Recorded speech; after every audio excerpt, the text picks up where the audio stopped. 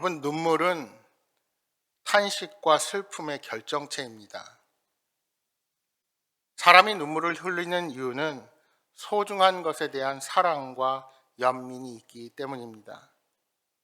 그만큼 안타까운 것입니다. 예수님은 예루살렘을 향해 그런 마음을 품으셨고 눈물을 흘리심으로 성전을 향한 안타까운 마음을 드러내셨습니다. 우리가 누가복음을 살펴보면서 많은 연약한 자들의 눈물을 보았습니다. 나인성 과부, 야이로의 가족, 절망 가운데 치유와 새 생명을 얻으러 예수님께 나온 사람들의 눈물을 보았습니다.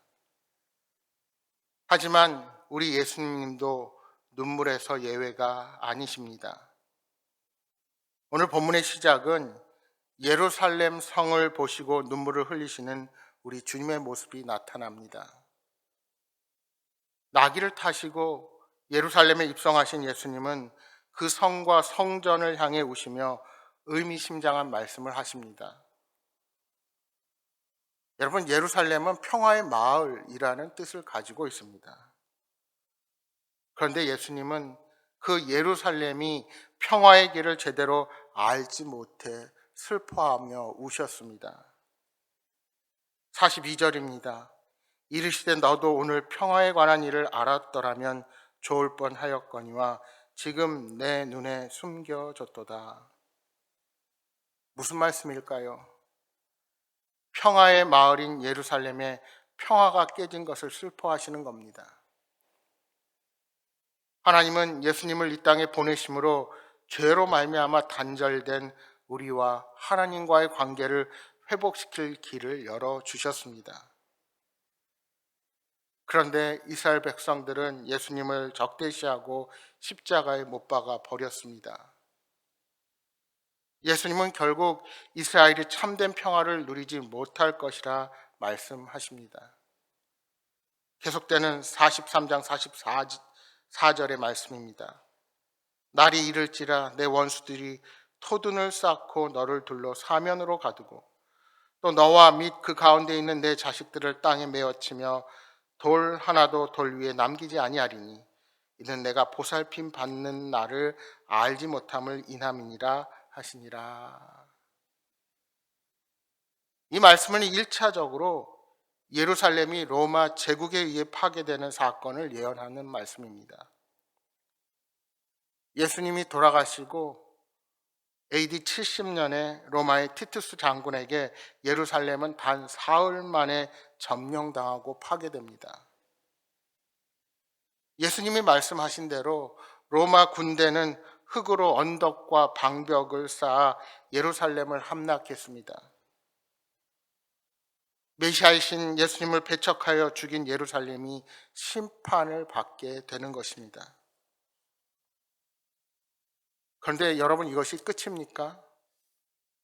인류 역사가 증언하듯이 그 땅은 수많은 사람들에 의해 침략을 받고 주인이 여러 번 바뀌었습니다.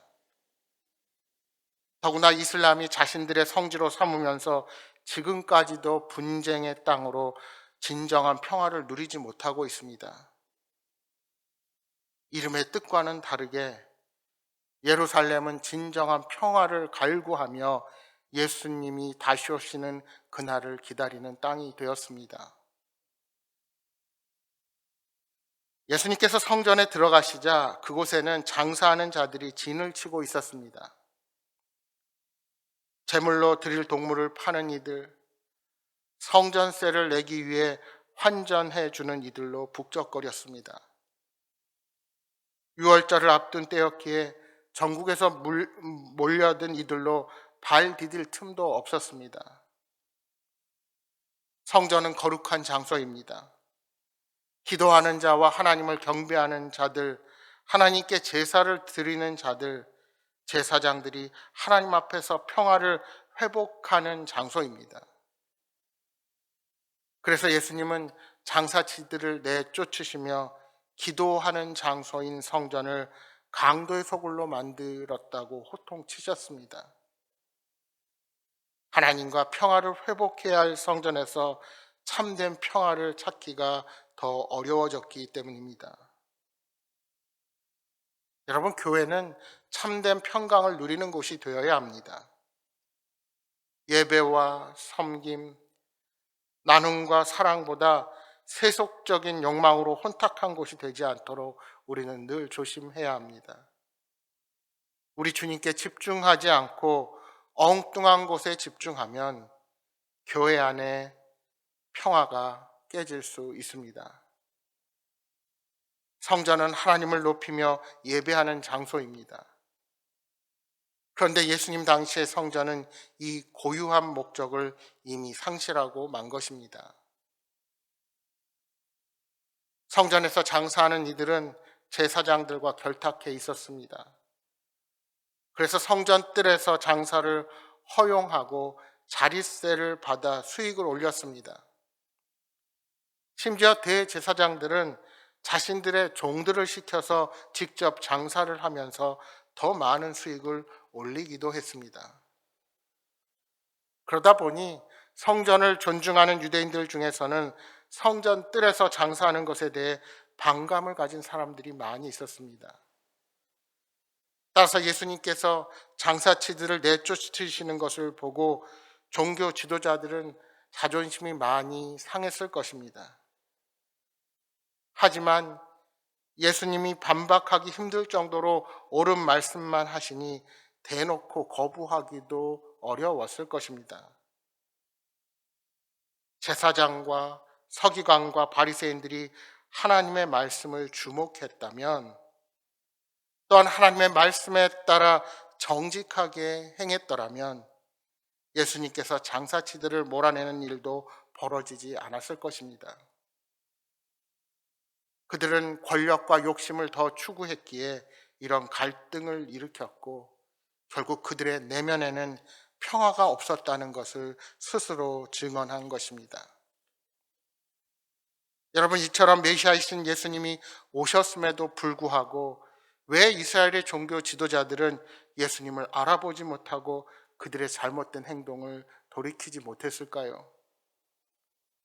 그들은 무엇보다 세속적인 가치관과 재물에 대한 탐욕에 사로잡혀 있었기 때문입니다.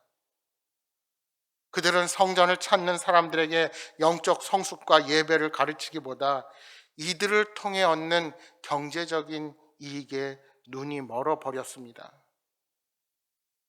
예수님은 이렇게 타락한 종교 지도자들을 보시며 기도하는 집이 되어야 하는 성전을 강도의 소굴로 만들었다고 신랄하게 비판하시며 분노하신 것입니다. 예수님은 돈에 대한 종교 지도자들의 집착과 탐욕이 하나님을 믿는 믿음을 압도할 수 있다는 사실을 항상 경고하셨습니다. 그렇다면 여러분, 성령의 전으로 살아가는 우리는 어떤 삶을 살아야 합니까? 세상 사람들은 모든 수단과 방법을 동원해 재물을 모아야 한다고 가르치며 재물을 많이 모은 사람들의 성공담을 부러워하며 살아갑니다. 이처럼 돈이 하나님의 자리를 대신하지 않도록 우리는 날마다 내 자신을 경계해야 합니다. 여러분, 우리의 왕이신 그리스도를 본받아 거룩하신 하나님과 날마다 교제한다면 탐욕이 우리를 지배하지 못할 것입니다. 날마다 성령님의 인도하심에 순종한다면 우리는 거룩한 성전으로 살아갈 수가 있는 것입니다. 영적으로 깨어 있을 때 우리를 통해 왕이신 예수님이 드러나실 것입니다. 사랑하는 여러분, 하나님의 자녀인 우리는 모두 성령의 전입니다. 그렇게 우리 자신이 세속에 물들지 않도록 정결하게 늘 우리 자신을 돌아보아야 합니다. 세상의 여러 유혹 속에서도 하나님과 나누는 친밀한 교제를 기뻐하며 하나님 말씀에 날마다 순종한다면 우리의 삶은 거룩한 삶으로 변화하게 될 것입니다. 그러한 우리의 거룩한 삶이 세상 사람들에게 전해지고 그들이 하나님의 거룩하심을 깨닫게 되기를 소망합니다. 오늘 하루도 주님과 동행하는 복된 하루가 되시기를 주님의 이름으로 축복합니다.